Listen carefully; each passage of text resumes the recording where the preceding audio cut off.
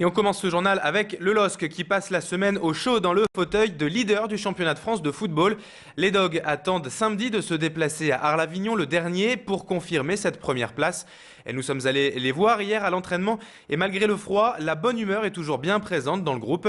À noter 2 blessés tout de même hier, Gervinho et Eden Hazard sont restés aux soins.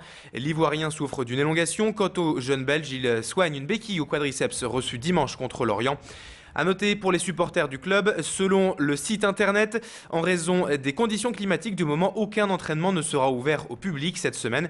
Heureusement, Aurélien Barège était hier au domaine de Luchin pour vous filmer ces images et notamment recueillir les sentiments de quelques joueurs. On écoute tout de suite Pierre-Alain Fro, il revient sur le sentiment général de l'équipe en ce moment. Il y a beaucoup de bien qui est dit sur l'équipe en ce moment, sur pas mal de joueurs. Et c'est pas forcément toujours évident à gérer, mais je pense que tout le monde le vit bien. Il n'y a pas dans l'excès de confiance. Et, je pense qu'on a un petit peu aussi l'expérience de l'année dernière qui nous aide par rapport à ça. Et, on fait pas trop attention à tout ça, même si on l'entend, on le regarde. Mais ça ne nous touche pas plus que ça.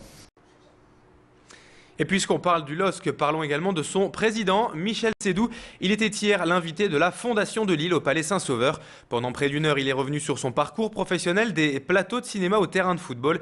L'émotion, les rencontres, l'amour du sport et du 7e art, voilà ce qui inspire Michel Sédou et ce qu'il a partagé hier avec les personnes présentes.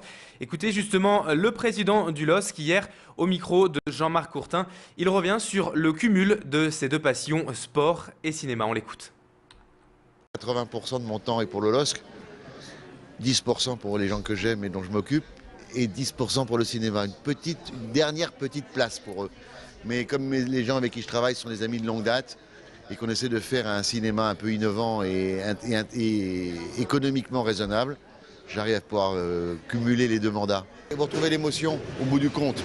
Quand le film est réussi, les spectateurs s'y retirent de la salle avec un zeste de bonheur, une larme ou beaucoup d'émotions. Un beau spectacle de football, un beau match de football, un 6-3 par exemple, ça donne beaucoup d'émotions. En bref, dans l'actualité aujourd'hui, le convoi exceptionnel transportant 6 mégapoutres pour le chantier du Grand Stade doit bien avoir lieu ce soir. Le trajet ira donc du port fluvial de Lille jusqu'à Villeneuve-d'Ascq. Le convoi partira du port vers 23 h, cela afin de générer le moins de circulation et de gêne possible, et devrait arriver vers 3-4 heures du matin au Grand Stade. Notez que le cortège empruntera en partie l'autoroute. Du coup, 3 bretelles d'accès à 25, port fluvial, CHR et porte d'Arras seront fermées cette nuit entre 23 h et 1 h 30.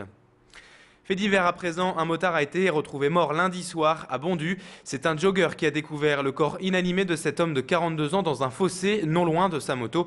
Le motard aurait apparemment heurté un pylône, mais en l'absence d'éléments concrets pour le moment, la brigade accident de la sûreté de Tourcoing a lancé un appel à témoins. Numéro de téléphone suivant 03 20 69 27 46. Encore un fait divers avec un début d'incendie hier soir à l'école Charles Perrault de Los. Les pompiers ont rapidement maîtrisé les flammes, mais 2 pièces ont tout de même été endommagées, dont la cantine. Mais les enfants seront accueillis normalement demain matin et les services de la ville assureront le repas du midi.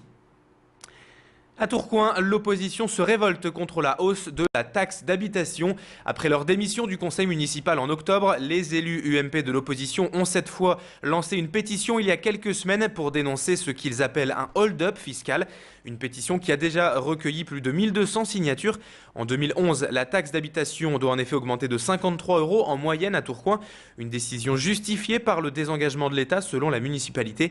Mais pour l'opposition, c'est la goutte d'eau qui fait déborder le vase, car Tourcoing est déjà selon eux la 4e ville de France pour son taux d'imposition. Je vous propose d'écouter à ce sujet Didier Drouard au micro d'Aurélien Barège. Le conseiller municipal de l'opposition nous explique pourquoi il est en colère.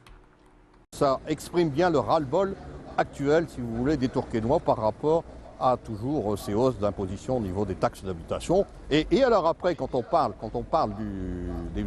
la mairie viendra, la majorité vient nous dire ça touche les plus riches, les plus riches sont déjà touchés parce que le foncier est aussi important en Tourcoing. Donc que les pauvres se rassurent, c'est pas systématiquement les riches qui ne payent rien, c'est pas vrai, parce que de toute façon, ils payent sur leur taxe d'habitation, mais ils payent aussi sur le foncier, qui est quand même très très important au point. Culture à présent, une nouvelle exposition inaugurée ce week-end au musée La Piscine de Roubaix sur le thème des bols. Cette exposition présente les créations de 100 céramistes contemporains du monde entier. Ces artistes ont travaillé sur le coulard, petit bol à thé indien produit à des millions d'exemplaires. L'occasion de découvrir les différents procédés de fabrication, des plus archaïques aux plus récents, de la terre polie à la porcelaine. Cette exposition a déjà sillonné les routes de nombreux pays, mais restera ensuite à la Piscine de Roubaix puisqu'elle a été offerte au musée. Écoutez justement au sujet de cette exposition Sylvie Godichin-Bottella, conservatrice du musée roubaisien, interrogée hier par Jean-Marc Courtin. C'est un petit bol éphémère, un bol qui va le moins cher que le thé que l'on met à l'intérieur. La culture indienne interdit aux castes de se mélanger. Donc quelqu'un qui a déjà bu dans une tasse, on ne sait pas s'il est d'une caste inférieure ou supérieure, donc on casse ce bol. C'est un bol qui est à peine cuit, parfois simplement séché au soleil, qui est très éphémère, qui ne pourrait pas de toute façon être conservé. Donc c'est en hommage à ce petit bol que cette céramiste a eu l'idée de demander à 100 céramistes les plus connus au monde, 25 nationalités, de faire chacun 10 bols sur la variation du bol, sur le thème du bol, pour rendre hommage à ce petit bol. Et c'est ainsi que se termine cette édition. Merci à vous de l'avoir suivi. Je vous rappelle que sur Grand Lille TV, nous sommes ensemble toute la matinée jusqu'à midi, tous les quarts d'heure et en direct pour faire un point complet sur l'actualité de la métropole lilloise. On se retrouve dans un instant, on va parler des prévisions météo du jour et de la fin de semaine et on évoquera également les conditions de circulation. A tout de suite.